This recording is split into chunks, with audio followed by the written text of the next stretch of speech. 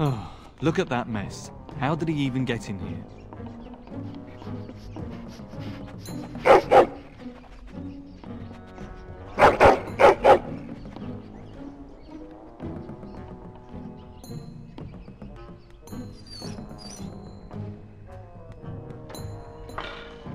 Wait, do you hear that?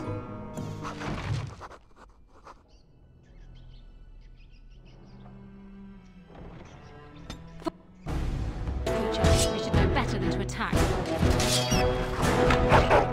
Alright, alright. Now's better. Get these things down from here! Someone's gonna fall and it sure won't be me! Got it. That one almost made it into my boots! Disgusting creature! Alright, alright. This is like a bad adventure story! Giant rats? It's like the start of every bad adventure tale my grandfather used to tell. Your hound must have chased them in through their holes. Looks like he wasn't raiding the larder after all.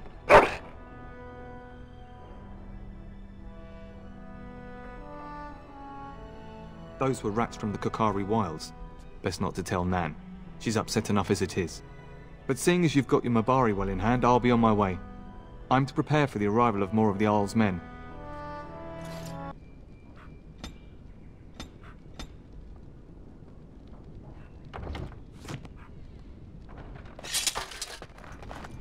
There he is, as brazen as you please, licking his chops after helping himself to the roast, no doubt. What? Rats? Not the large grey ones? They'll rip you to shreds, they will! See, now you've gone and scared the servants. I expect those filthy things are dead. Oh, I bet that dog led those rats into there to begin with. Oh, don't even start with the sad eyes. I'm immune to your so-called charms.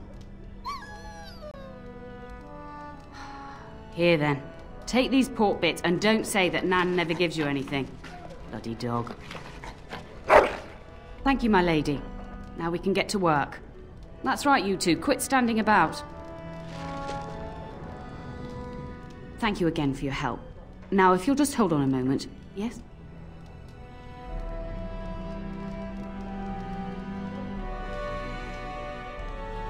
Adney, get moving with those casts. And Kath, do you think you can serve that to the turn with dirt from the floor all over it? Miserable old bat. Old bat, am I? We've got to work double time on supper, sweep out the hearths, and no complaining. Just keeping order. That's why your father keeps me on. The good maker knows I needn't take care of you anymore. Thank you for coming to your old nanny's rescue. That blasted hound is more trouble than he's worth. He is. And don't start with me. You've gotten all you're getting today. But what about you, my lady? Been keeping safe and well behaved, I hope? And that's why you made your nanny old before her time. Do you remember that bedtime tale I used to tell you? The dog that bit? Good. Then you can start.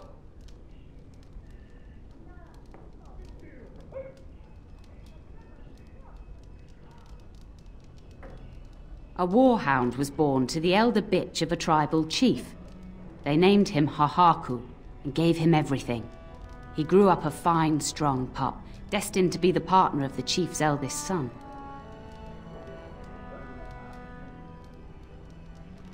The young hound became arrogant, taking food from his kin and warning them, in the way of dogs, that the chief's family would punish them if they tried to attack him.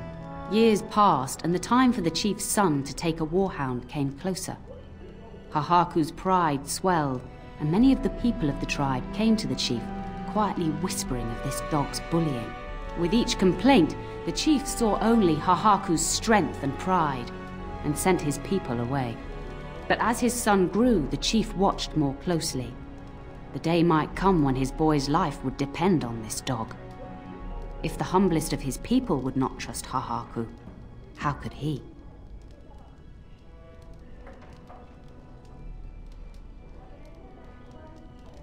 There are many kinds of weakness. You'd do well to remember that. When the day came, Hahaku sat proudly waiting to be called, but the old chief chose Hahaku's brother as his son's hound. Hahaku was shamed, but felt no remorse. So great was his rage that he darted across the fire pit and bit the chief's hand.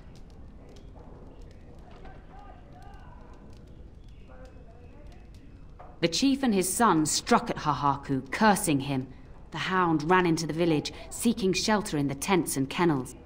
The other dogs snapped at him, and the tribe's people threw stones at him. Before the chief could reach him, the tribe had torn Hahaku apart. Now, what should you carry from this tale?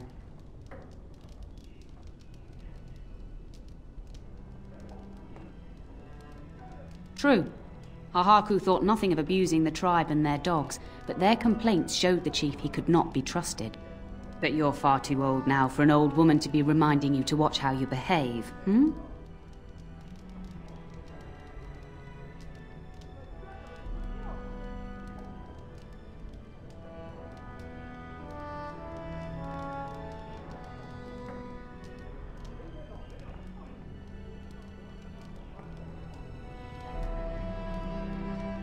It's a story worth repeating.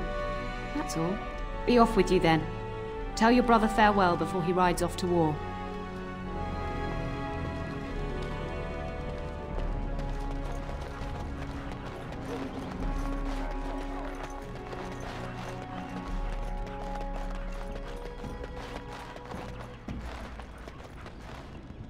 And my dear Bryce bought this back from Orlais last year. The Marquis who gave it to him was drunk, I understand, and mistook Bryce for the king. Ah, here is my lovely daughter.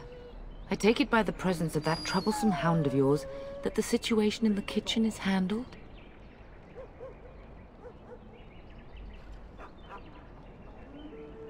You've always had a way with her. Darling, you remember Lady Landra, Ban Lawrence's wife? I think we last met at your mother's spring salon.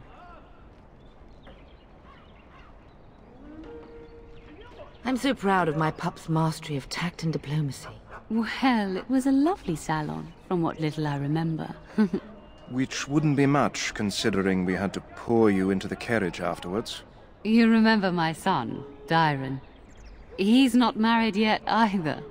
Don't listen to her. It's good to see you again, milady. You're looking as beautiful as ever. And this is my lady-in-waiting, Iona. Do say something, dear. It is a great pleasure, my lady. You are as pretty as your mother describes. And she says that after seeing you whacking stuffed men in the courtyard, sweating like a mule. Your daughter's prowess with the blade is most impressive. I was quite the battle maiden myself in my day. But I think it was the softer arts that helped me land a husband.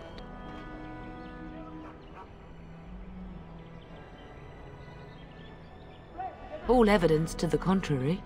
I think perhaps I shall rest now, my dear. Dyron, I will see you and Iona at supper. Perhaps we'll retire to the study for now. Good evening, your ladyship.